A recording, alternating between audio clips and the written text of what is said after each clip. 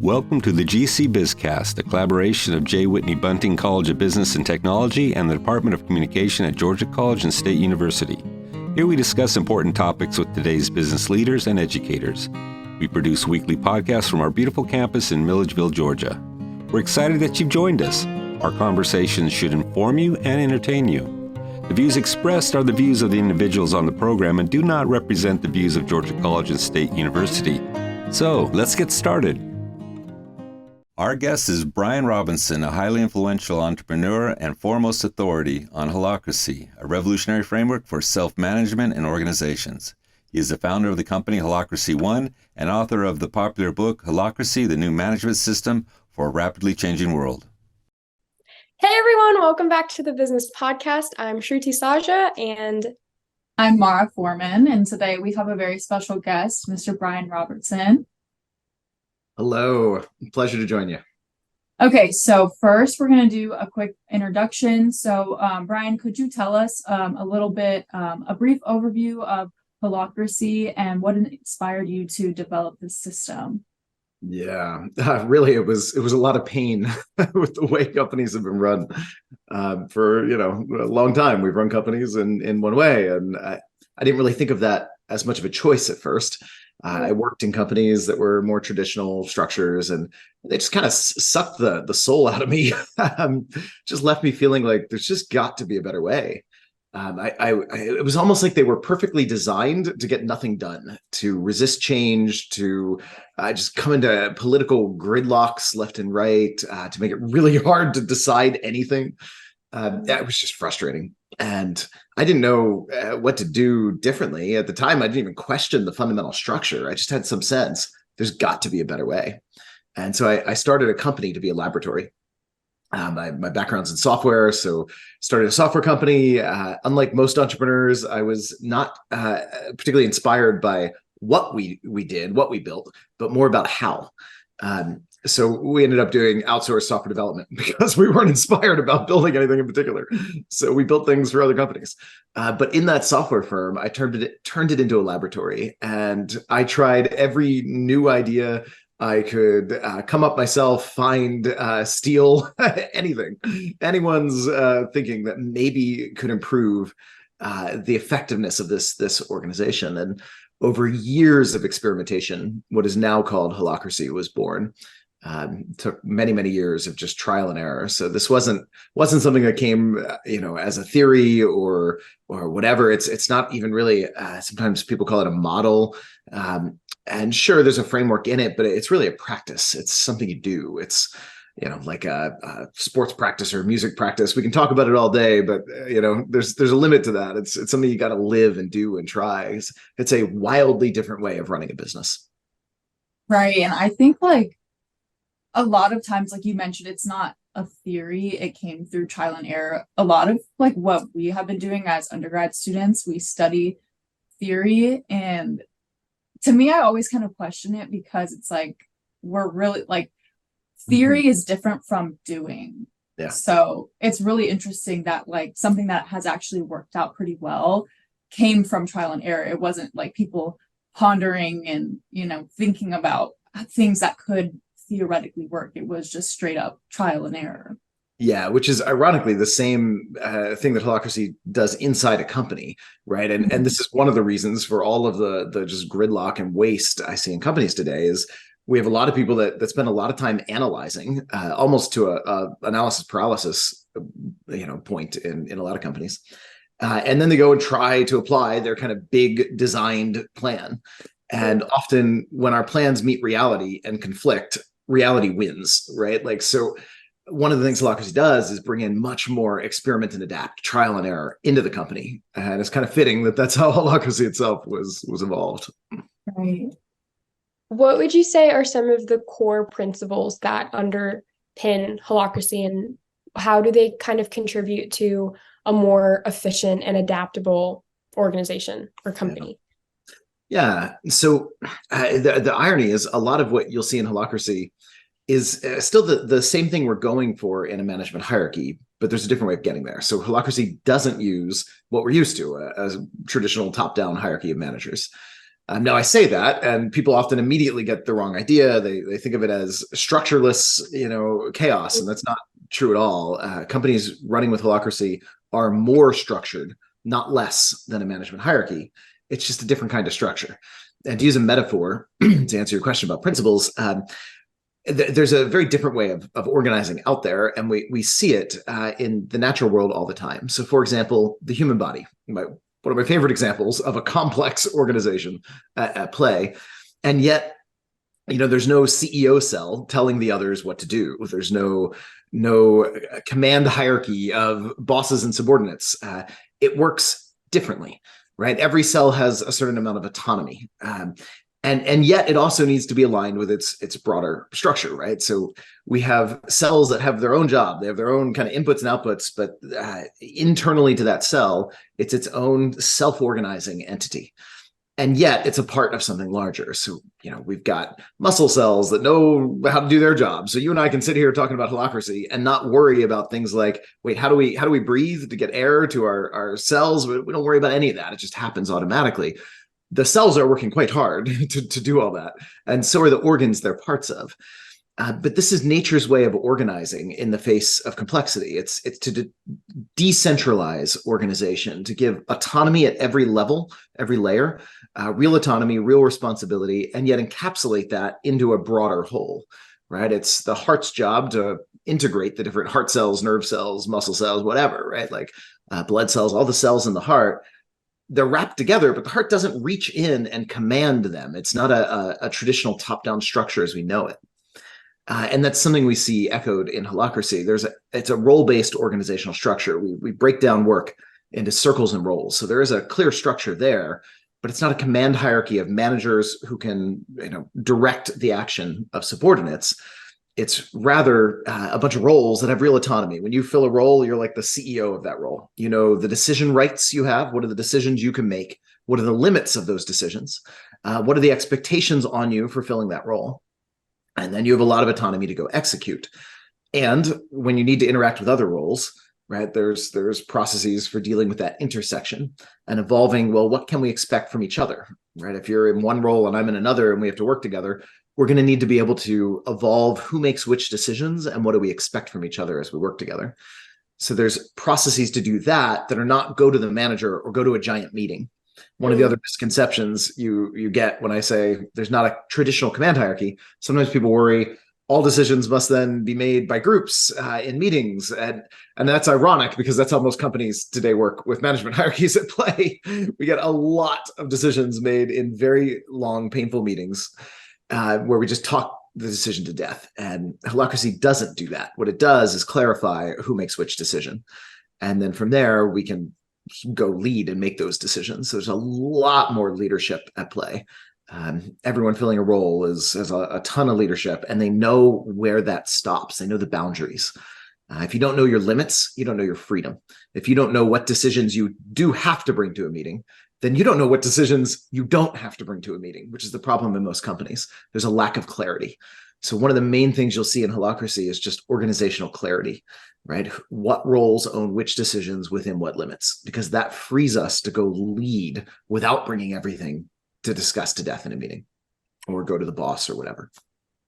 That's a really awesome example. The body, I've never actually thought of it that way. That's a really great example. If you're hiring someone and you are trusting them enough to come into your company, you to an extent are trusting them to be making decisions or whatever, but you're never giving them the authority, I guess, to do that. Yeah, which is really what we want in a management hierarchy, right? Mm-hmm. Who wants a boss that just micromanages and tells them what to do? That's not actually good management. What we want is a manager that creates clarity by defining, here's your work, here are the boundaries. Within these boundaries, you have autonomy, go lead. Don't waste my time, by running to me, go lead. But that work is really hard. And when we get a manager who's really good at it, they tend to get promoted and replaced by a manager who's not very good at it because there's not enough to go around. It's too difficult without a framework. So Holacracy comes in and gives you a framework, basically removes the ability of a manager to just micromanage and says instead, if you want to lead, you have to do it by creating clarity. And by the way, that's not just the manager's job anymore. Anyone filling a role can come to the process we use. It's called a governance process in Holacracy. and can evolve the clarity of our team or the organization more broadly. So everyone is now involved in the work we typically think of as going to management, through a different process, through a process that lets everyone contribute to it. Yeah, I'm sure that transition must be difficult. I mean, people, especially people who have been in the workforce for a while, they may be a little hesitant to give up some of their, like, I guess, power over people. But I could be wrong. But what do No, you you're right. think are? Oh, I am.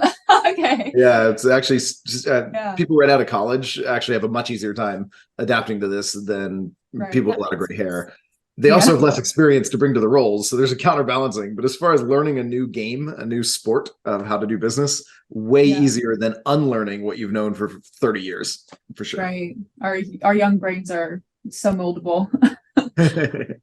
So what kind of challenges do companies face trying to transition into holacracy, and how do they overcome it?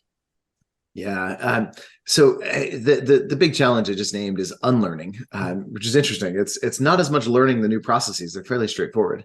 It's unlearning the almost unconscious habits of, defer to the boss or bring everything to a meeting or things like that. There's a lot of just habits that are how we get things done, or we kind of play the political game and try to get a lot of buy-in for our ideas in a lot of companies. And you don't need to do that when you have clear authority and a clear process for evolving the structure of who makes which decisions. So there's an unlearning of those habits to make way for the new habits to take root instead. And some of that is really just helping people figure out how to use the new tools. It's kind of like I have a lot of compassion for people that have learned how to use the existing system really well, and then suddenly we replace the system. It's like, imagine you're a master race car driver, and suddenly you get into your car, and instead of a steering wheel and pedals, there's just a bunch of buttons and levers and pulleys, and by the way, the same controls are in front of every seat, not just the driver's seat, right? And it's just disorienting. It's how do I steer this thing anymore? And what you find on the other side is actually you have a lot more control. You have a lot more capacity to steer, but you have to learn the new control system.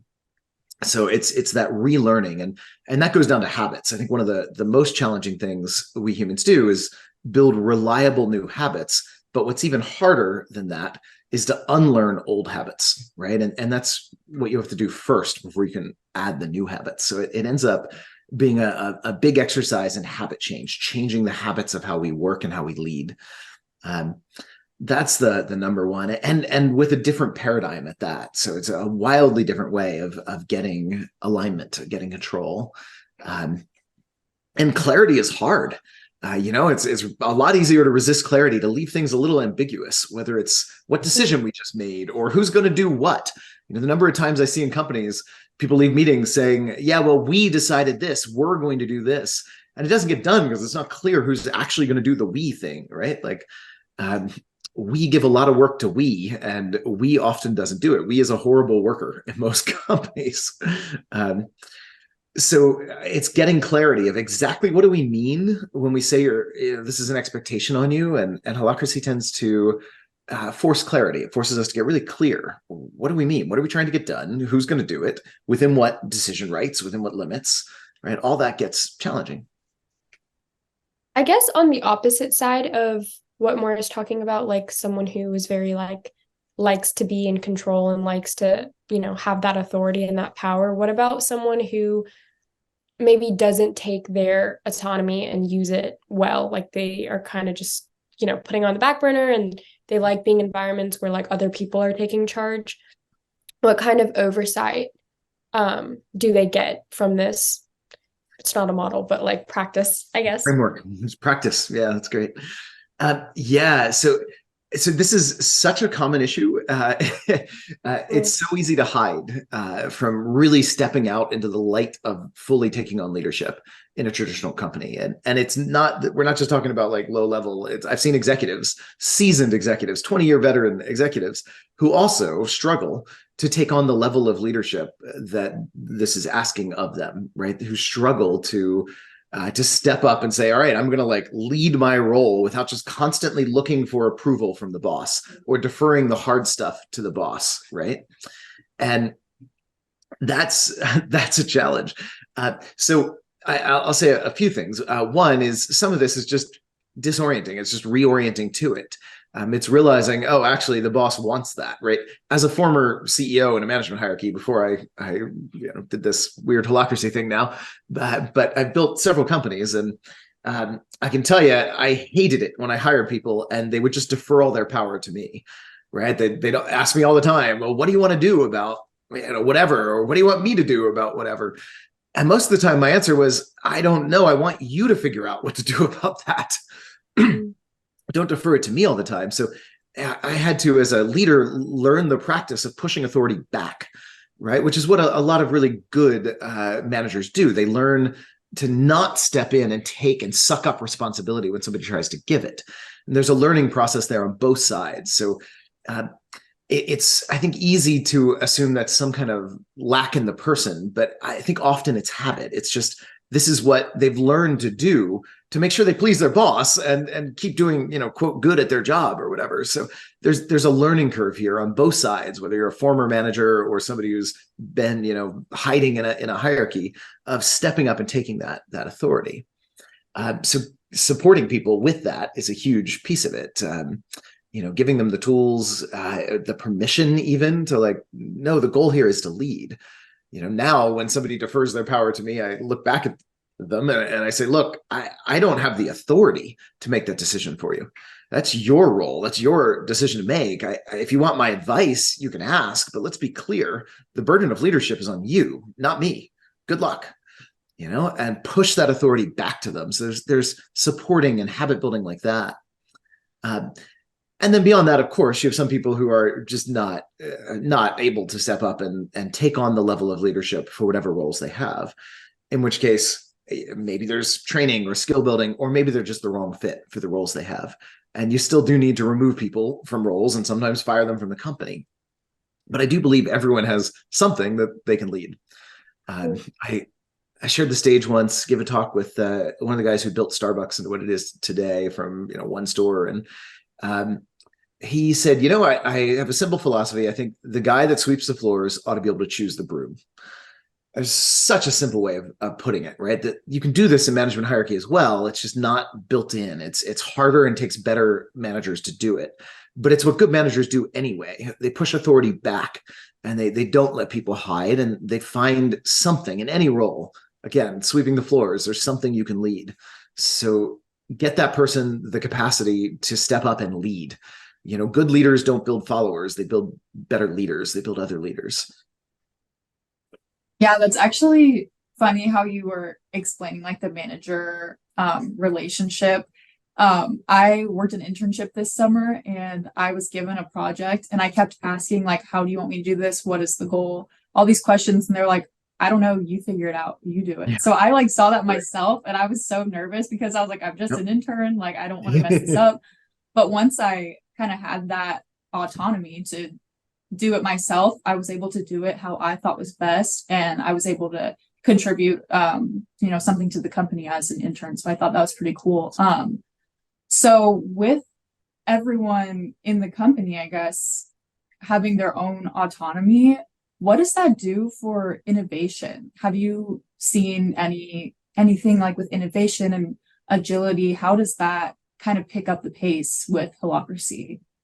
Oh yeah, it invites people to step in and be creative. When you like you just described in your example, I bet once you got comfortable with that, it gives you permission to be creative, to use more of yourself, to bring more of yourself and say, well, how do I want to solve this? And what can I think of? You're closer to the issues, the problems, than somebody who's, just job is to quote, manage you, whatever the hell that means, So when you use your creativity, you innovate more. And I saw this with COVID. Was interesting. Suddenly, a lot of companies were thrust into a position where they had to innovate rapidly in a lot of different areas at once. Some companies had entire business lines go to zero revenue almost overnight. And I saw this in my company at the time. We did a lot of in-person training and consulting work, and guess what stopped for a while? All in-person training, and most in-person consulting. So it was, near overnight need to adapt, and this was the norm in the business world. And I saw companies running with Holacracy do that adapting really fast because people at every level were innovating, were trying new ways of delivering services or creating new offerings. And I saw the same in my company. It was everybody pulled together, and suddenly we had new e-learning products, and we had a new virtual hybrid training thing. We had new business models for it. So everything just started adapting around us because everyone's using that level of creativity, and they know how to enact change. They know how to shift the system. In most companies, it's hard to make a real meaningful change to the way things have always worked around here. In companies running with Holacracy, you know exactly where to go to make a change to the way things have always worked around here. Do you think that there are like specific industries or types of companies that Holacracy really thrives, or is it like an all industry type of thing? Do you think that there are situations that are like very tailored to it? Yeah, I'd say in environments that are more dynamic than static, it tends to just have a higher ROI to pay for the learning curve of it. And there's very few industries today that are relatively static. But there are some, and there are some that are more dynamic. So the more there's a need for innovation, a need for adapting, a need for experimenting, and your industry's in a more complex environment than a more static, simple, unchanging environment, which is most, honestly. There's not a very specific kind of company. Though I will say the kind that are most likely to succeed at adopting it are the ones with leaders that are already fairly innovative, are doing things differently already in some way, tend to be just more conscious in general. They often have their own, deeper leadership development work they've done, or spiritual development work they've done, or consciousness work, or something. They're often, they have other practices, whether it's a deep meditation practice or something else they're doing that is designed for personal development in some way. They're the kind of people that are not stuck and static in their ways, but are constantly learning and evolving and adapting in themselves. Those leaders tend to be more effective, more successful at bringing this into their companies. What about size of the company? Like, how scalable is Holacracy? Can it evolve with a company from a startup as it gets bigger? Like, how does it change as the company itself changes? Yeah. So the smallest companies doing it are, 3 people. Basically, there are some that do it with 2, but it feels a little silly sitting there in a more formal structure when it's just you and someone else that you know well. But I see it in plenty of 3-person companies and tiny companies. The largest ones that are doing it across the entire company are a couple thousand people. Theoretically, it should scale much larger. It's a fractal structure. It's a structure much like the human body. Like every level is kind of this encapsulated, self-similar way of scaling. So it's theoretically infinitely scalable in that, but I can't say that obviously practically. We've seen it work up to a couple thousand employees. Hasn't been tried across an entire company larger than that yet. It's been tried in departments of much larger companies quite successfully, but not yet at the whole company level. Is it possible for them to just like start from scratch? Like, I would assume that it's kind of like a married couple who having like issues communicating, and then they go to therapy and they're like, okay, we need to scratch this and like start over. Is there just like baggage, I guess you could call it, that is still kind of transferring? Oh yeah, it's easier to adopt the younger and smaller the company is. When you start with it from the beginning, it's just the way you do things. It's easy. It's like in a relationship. I'm in a new intimate relationship myself now, a few months in, and what I'm loving about this relationship is we've both done a ton of self-work and a ton of relational work in the past. So we're starting from the beginning of this relationship with a ground of really good, healthy communication practices. And so we don't have a lot of stuff to clear out. We don't have a lot of cleanup to do. And I think that metaphor is great. It really does parallel. There's a lot of companies that have a lot of just messy practices, like the couple that's just snapping at each other all the time instead of sharing their real emotions or whatever. And like, it's become such a habit that it's normal, but it's not really conducive to the most beautiful relationship we can imagine.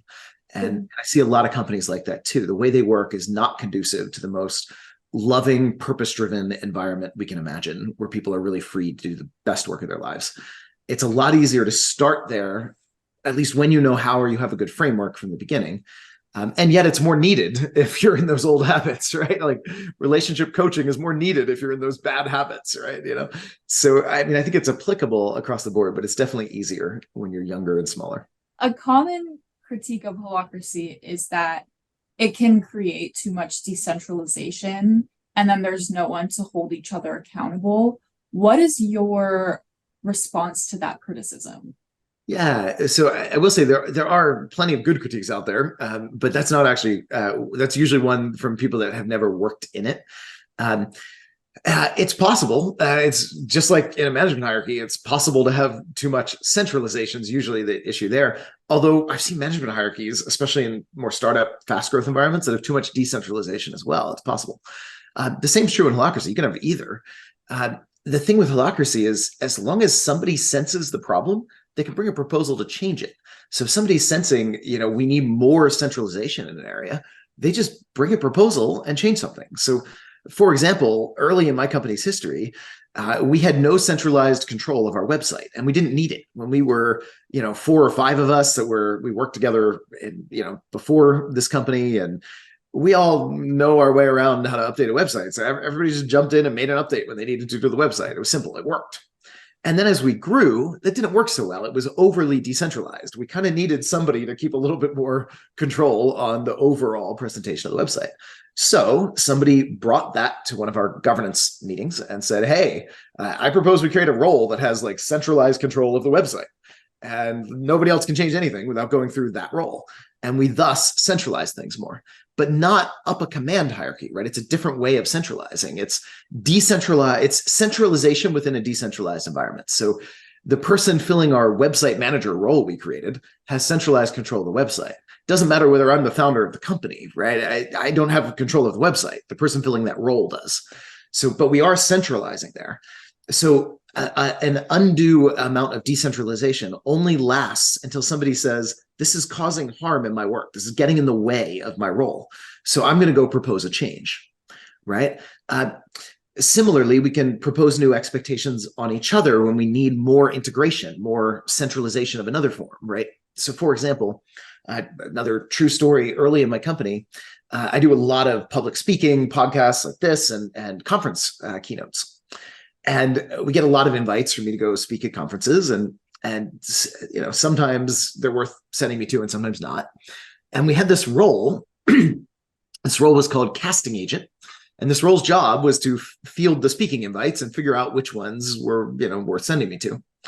And I'm filling our spokesperson role.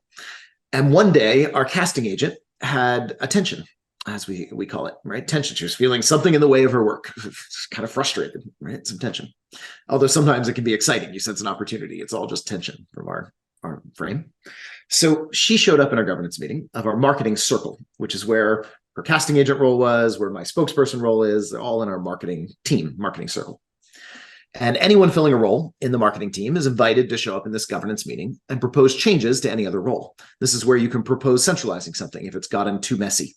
Or you can propose decentralizing something if the centralized control has become a bottleneck, either way. And in this case, she was running into an issue where she'd do a lot of work, basically negotiating with a conference organizer, right? What kind of talk am I going to do? How long? What focus, whatever. She'd present it to me at the end of building a relationship and negotiating a bunch with them. And sometimes I'd shoot it down and say, I'm not going to go to that. All right, it's a waste of my time and energy. It's not the right market, or it's not large enough, or whatever. And man, she was frustrated, right? She'd done all this work. She had negotiated something, got creative, built a relationship with somebody, and then I just say no. And this is an example of too much decentralized autonomy, right? I can just say yes or no to whatever I want, and yet, she can negotiate whatever she wants, and we're not aligned between us. So she brought this tension to our governance meeting, and she proposed adding an expectation on my spokesperson role. She said, I want the spokesperson to be accountable for documenting the criteria you're going to use for which engagements you'll accept and which you'll reject, and then sticking to the criteria you document so that I can see that criteria and I can assess myself early in my process. Does this fit the criteria? Right? So it took 2 minutes in that governance meeting for that expectation to get added to my role. And after the meeting, she could turn to me and say, so when do you think you'll have that done for me by? Give me an estimate on when you'll have the first draft of that documented. And the footnote to this story that I love, I'm a seasoned CEO for many years, a founder of this company. She was our newest hire right out of college. In what companies do you know where the newest hire right out of college in 2 minutes can add an expectation onto the founder and then turn to him and say, so when will you have that done for me by? Right? And I love the illustration of this because it's not about the egos and the status. It's about the work. She's got a role to fill. She's got a purpose to serve. Every role has a purpose, a breakdown of the team's purpose, right? Every role has a purpose, has expectations on them. So does mine. She needs something from my roles. There's a disciplined process for getting that added. And it doesn't matter who is filling those roles. It's about what the roles need for the overall team, right? So it's really efficient to change things, which, going back to your original question about that criticism, what most criticisms miss is, of course, it's possible to overly decentralize, just like, of course, it's possible to overly centralize. It happens all the time in companies running it with any framework.